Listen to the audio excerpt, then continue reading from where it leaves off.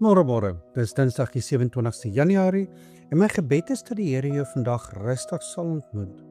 Of jy nou met 'n koppie koffie in die hand sit of met 'n kop vol take en 'n hart wat wonder, Here, is U nog besig met my? Ons lees vandag verder uit Genesis 25 vanaf vers 12 tot 18. Dis een van daai gedeeltes wat jy maklik net vinnig wil verbyblaai. 'n Klomp name met plekke en dan's dit klaar. Maar wag 'n bietjie, hierdie name is 'n getuienis. God vergeet nie wat hy sê nie. Sy woord bly nie net met woorde nie, dit word geskiedenis. Hierdie gedeelte gaan oor Ismael.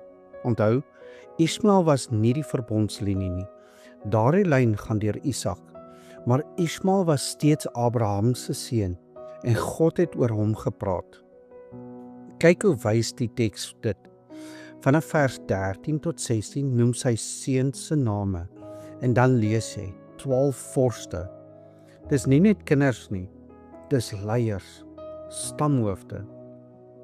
En dan die detail, in hulle dorpe en laars.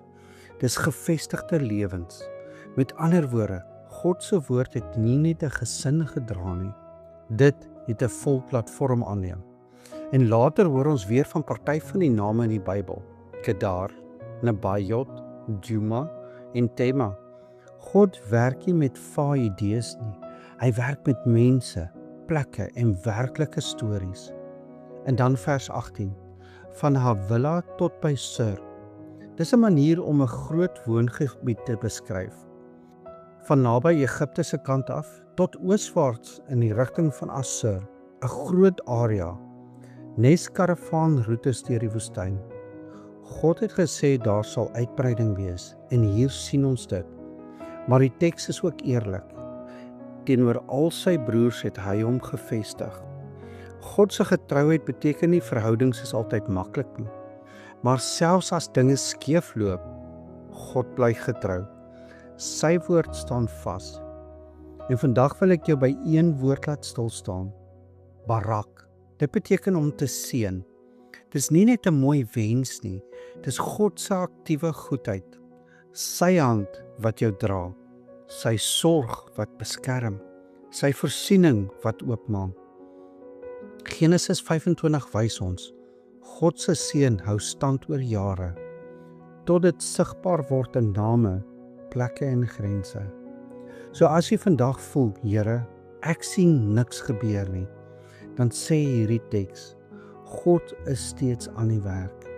Hy hou sy woord. En as hy getrou is oor geslagte, dan het hy jou nie vergeet nie. Maar hierdie teks bring ons ook nader aan Jesus. Jy kan God se goedheid sien en tog steeds sy redding nodig hê. Want die grootste belofte lê nie net in 'n stamboom nie. Dit lê in Jesus Christus. By die kruis dra Jesus jou sonde, sodat niks jou meer van God kan skei nie. En met sy opstanding bring hy nuwe lewe, nie net 'n beter week nie, maar 'n nuwe hart. Kom ons bid saam. Here onse God, dankie dat U altyd getrou is. Dankie vir U seën, U Barak, wat meer is as net 'n mooi gebed. Maak ons rustig in die wagtyd en sterk ons geloof. Here Jesus, dankie dat U die vaste ja van God is. Dankie vir die kruis. Ons bid dit in die naam van Jesus Christus, deur die kragtige werking van die Heilige Gees. Amen. En onthou vandag, jy is dalk die Bybel wat iemand vandag moet ontmoet. Genesis 25 noem dalk name van dorpe en grense en mense. Want God se woord is nie net gepraat nie, dis geleef, dis geskryf, dis sigbaar. As jy voel jy's ergens tussen Havila en Sur, tussen twee plekke of seisoene, onthou, God sien jou pad. Hy ken jou naam en hy hou sy woord. Maar as jy Jesus nog nie ken nie, kom na hom toe. Hy maak jou skoon. Hy gee jou 'n nuwe hart en 'n plek by die Vader. En as jy hom ken, rus vandag in sy genade. Die Here se barak is nie net 'n gevoel nie. Dis sy hand wat jou dra, selfs oor lang afstande. Ek hoop jy het 'n geseënde Dinsdag.